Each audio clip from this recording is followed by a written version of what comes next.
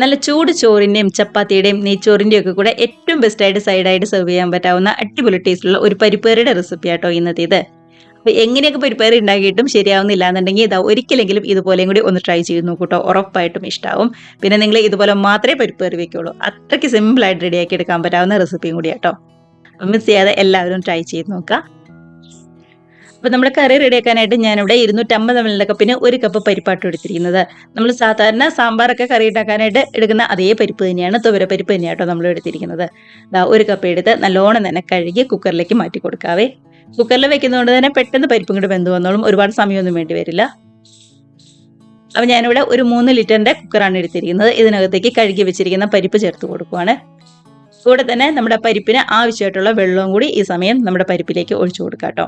അതായത് പരിപ്പിന്റെ മേളിൽ ഇത്രയും നിൽക്കാൻ പാകത്തിനുള്ള വെള്ളം മാത്രം ഒഴിച്ചാൽ മതി. കണ്ടോ, ഇതിപ്പോൾ പാകത്തിനായിട്ടാണ് നമ്മൾ വെള്ളം ഒഴിച്ചിരിക്കുന്നത്. ഒരുപാട് കൂടുതലുമില്ല, തീരെ കുറവുമില്ല. ഇനിയിപ്പോൾ ഒരു സവാളയുടെ പകുതി മാത്രം ഇതേപോലെ ചെറുതായിട്ട് കട്ട് ചെയ്ത് ചേർത്ത് കൊടുക്കാം. കൂടെ തന്നെ നന്നായിട്ട് പഴുത്ത ഒരു തക്കാളിയും ഇതേപോലെ ചെറുതായിട്ട് കട്ട് ചെയ്ത് ചേർത്ത് കൊടുക്കുന്നുണ്ട്. ഇനിയിപ്പോൾ ഒരു 1/4 ടീസ്പൂൺ മഞ്ഞൾപ്പൊടിയും അതേപോലെ തന്നെ ഒരു 1/2 ടീസ്പൂൺ മുളക് പൊടിയാണ് എടുത്തിരിക്കുന്നത്. നമ്മുടെ ഈ മുളക് പൊടിക്ക് നല്ല എരിവുള്ളതായതുകൊണ്ട് ഞാൻ മുഴുവൻ ചേർക്കുന്നില്ല, കുറച്ച് മാത്രമേ ചേർക്കുന്നുള്ളൂ. പച്ചമുളക് ചേർക്കാൻ ഇഷ്ടമാണെന്നുണ്ടെങ്കിൽ ഒരു 2 പച്ചമുളക് ഈ സമയം നീളത്തിൽ കീറിയിട്ട് ചേർത്ത് കൊടുക്കാം കേട്ടോ. ആവശ്യത്തിന് ഉപ്പും കൂടി ചേർത്ത് നന്നായിട്ട് തന്നെ ഇതേപോലെ ഒന്നുകൂടി മിക്സ് ആക്കി നമ്മുടെ കുക്കർ അടച്ച് മീഡിയം ഫ്ലെയിമിൽ ഒരു 4 വിസിലാണ് ഞാൻ കേൾപ്പിച്ചെടുക്കുന്നത്. ഒരു 4 വിസിൽ കേൾപ്പിക്കുമ്പോഴേക്കും നമ്മുടെ പരിപ്പൊക്കെ ആണെങ്കിലും അത്യാവശ്യം നന്നായിട്ട് തന്നെ വെന്ത് വന്നോളും. തക്കാളിയും സവാളയും നല്ലോണം തന്നെ വെന്ത് എല്ലാം യോജിച്ച് വന്നോളൂ കേട്ടോ. അപ്പോൾ അതവിടെ ഇരുന്ന് വെന്ത് വരട്ടെ. അങ്ങനെ ഒരു 4 വിസിലൊക്കെ കേട്ട് നമ്മുടെ പരിപ്പൊക്കെ ആണെന്നുണ്ടെങ്കിലും അത്യാവശ്യം നന്നായിട്ട് തന്നെ ഒന്നും കൂടെ വെന്ത് വന്നിട്ടുണ്ട്. കണ്ടോ, നമ്മൾ ഒഴിച്ചു കൊടുത്ത വെള്ളം കറക്റ്റ് ആയിരുന്നു. ഇത് മതി. നമ്മൾ എടുത്ത് നോക്കുമ്പോൾ തന്നെയാണെങ്കിലും നമുക്ക് അറിയാൻ പറ്റും കേട്ടോ. കണ്ടോ, പരിപ്പും തക്കാളിയും എല്ലാം നല്ലോണം തന്നെ വെന്ത് വന്നിട്ടുണ്ട്. ഇനിയിപ്പോൾ ഇതേപോലെ അത്യാവശ്യം വലിപ്പമുള്ള ഒരു പാനിലേക്ക് 2 ടേബിൾ സ്പൂൺ വെളിച്ചെണ്ണയോ അല്ലാന്നുണ്ടെങ്കിൽ നമ്മുടെ ഓയിലോ ചേർത്ത് കൊടുക്കാം. നല്ലോണം തന്നെ ചൂടായിട്ട് വരുമ്പോൾ ഒരു 1/2 ടീസ്പൂൺ ചെറിയ ജീരകോട്ടോ ചേർത്ത് കൊടുക്കുന്നത്. വലിയ പെരുംജീരകം അല്ല, നമ്മുടെ ചെറിയ ജീരകം ചേർത്ത് കൊടുത്താൽ മതി. കടുകും ചേർക്കണ്ട കേട്ടോ, ഇതേപോലെ ചേർത്ത് കൊടുക്കാം.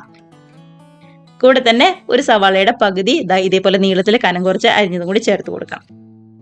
അപ്പോൾ ആകെ നമുക്ക് ഈ കറിയിലേക്ക് വേണ്ടത് ഒരു സവാളയാണ്. ആ ഒരു സവാളയുടെ പകുതി നമ്മൾ ആദ്യം കുക്കറിലേക്ക് ചെറുതായിട്ട് കട്ട് ചെയ്തും ബാക്കി പകുതി ഈ സമയത്തും ചെറുതായിട്ട് കട്ട് ചെയ്തുമാണ് ചേർത്ത് കൊടുക്കുന്നത്. വേറെ കുഞ്ഞുള്ളിയോ വെളുത്തുള്ളിയോ ഒന്നും തന്നെ ചേർക്കണ്ട കേട്ടോ.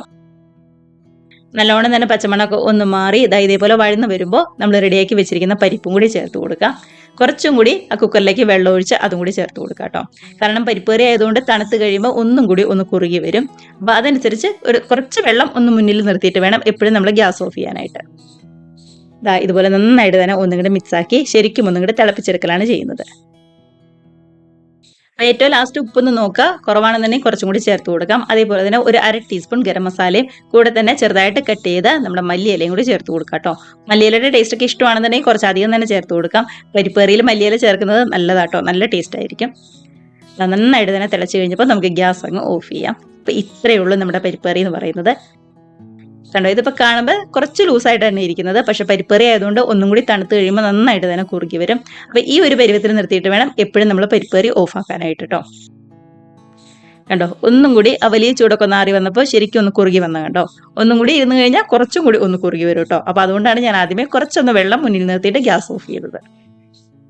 അപ്പോൾ ഇത്രയേ ഉള്ളൂ. നല്ല അടിപൊളി ടേസ്റ്റുള്ള പരിപ്പറിയാണ്. മിസ് ചെയ്യാതെ എല്ലാവരും ഞാൻ ഈ പറഞ്ഞ രീതിയിൽ ഒന്ന് ട്രൈ ചെയ്ത് നോക്കാം കേട്ടോ.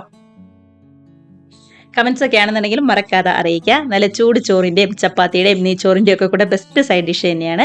അപ്പോൾ വീഡിയോക്ക് ഇഷ്ടമായെന്ന് വിശ്വസിക്കുന്നു. റെസിപ്പിയൊക്കെ ഇഷ്ടമായിട്ടുണ്ടെങ്കിൽ ഒന്ന് ലൈക്ക് അടിച്ച് ഷെയറും കൂടി ചെയ്യാനും ആദ്യമായിട്ട് നമ്മുടെ ചാനൽ ആരെങ്കിലും കാണുന്നവരുണ്ടെങ്കിൽ ചാനലും കൂടി ഒന്ന് സബ്സ്ക്രൈബ് ചെയ്യാനായിട്ട് മറക്കല്ലേ. അപ്പോൾ നമുക്ക് ഇതേപോലുള്ള പുതിയ പുതിയ വീഡിയോസൊക്കെ ആയിട്ട് വീണ്ടും കാണാം. അതുവരെ എല്ലാവർക്കും ബൈ.